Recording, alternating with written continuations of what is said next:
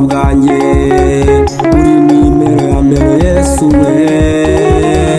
Wowe ugirira neza abatagira shinge na rugero, kandi ukamenyera kuri ibyo twibwira.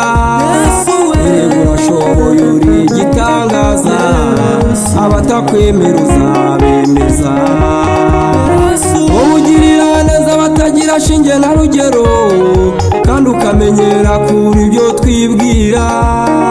Yego urashoboye uri igitangaza, abatakwemera uzabemeza.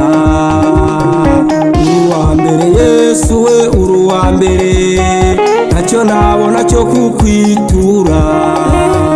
Wangiriye neza mu buzima bwanjye, uri nimero ya mbere Yesu we. Wowe ugirira neza abatagira shinge na rugero, kandi ukamenyera kuri ibyo twibwira.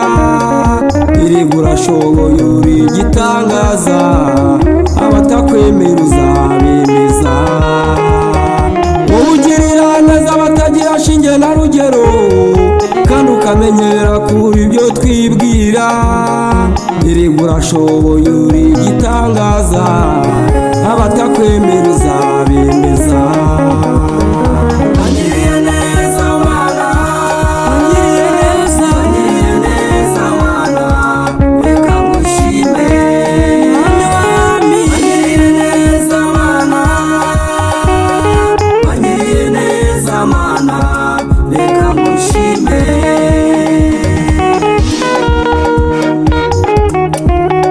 Umwami w'amahoro, n'ufashe imfubyi n'abapfakazi, Yesu Kristo. Niki twatanze ngo tugeze amagingo aya ngaya, ariko bo warinze turagushimye. Wambika uburabyo ukagaburira n'inyoni, erega ibyacu ntibyakunaniye. Ubesha mu mazi abatagira shinge na rugero, abo bose ukabarengera. Ariko ijambo wavuze uraririnda, ukaririndana n'uwo waribwiye. Ariko ijambo wavuze uraririnda, ukaririndana n'uwo waribwiye. Wambika uburabyo ukagaburira n'inyoni, erega ibyacu ntibyakunaniye. Ubesha mu mazi abatagira shinge na rugero, abo bose ukabarengera. Ariko ijambo wavuze uraririnda, ukaririndana n'uwo waribwiye. Ariko ijambo wavuze uraririnda, ukaririndana n'uwo waribwiye. Wangiriye neza Mana, wangiriye neza, wangiriye neza Mana, reka ngushime.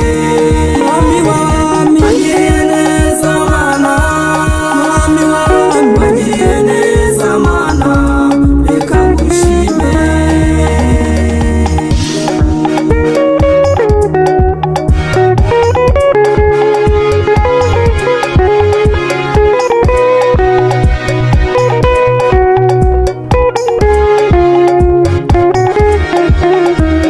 Wageze kwa Mariya na Marita birahinduka, wageze kwa Yayiro birahinduka, wageze kuri Morodekayi birahinduka, kuko uwamugenzaga ari we wamutambagije. Erega imbaraga zawe Mwami wanjye, ziruta abana b'abantu. Erega imbaraga zawe Mwami wanjye, ziruta abana b'abantu. Wageze kwa Mariya na Marita birahinduka, wageze kwa Yayiro birahinduka, wageze kuri Morodekayi birahinduka, kuko uwamugenzaga ari we wamutambagije.